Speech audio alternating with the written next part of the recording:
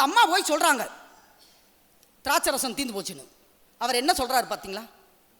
என்ன சொல்லுவார்? என் வேலை இன்னும். அவர் என்ன எதிர்பார்க்குறாருன்னா அந்த வீட்டார் வந்து சொல்லணும், அந்த வேலைக்காரங்க வந்து சொல்லணும்னு எதிர்பார்க்குறாரு. தாயோட ரெக்கமெண்டேஷன் தேவையில்லை. பக்கத்தில் இருக்கவங்கள பார்த்து சொல்லுங்கள், தாயோட ரெக்கமெண்டேஷன் தேவையில்லைன்னு சொல்லுங்கள். அதில் அர்த்தம் இருக்குதா? எத்தனை பேருக்கு அர்த்தம் புரியுது? தாயோட ரெக்கமெண்டேஷன் தேவையில்லை. ஏசுநாதர்கிட்ட டைரக்டாக வந்துடணும்.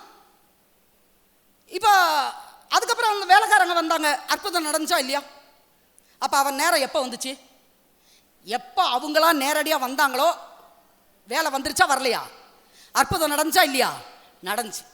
அப்போ நல்ல கவனிங்க, ஆண்டவர் எதையும் குறித்த நேரத்தை செய்கிறவர், ஏற்ற வேலையிலே செய்கிறவர், குறித்த காலத்திலே செய்கிறவர். என்னை பொறுத்தவரையில் அவர் கரெக்டாக தான் செய்வார்.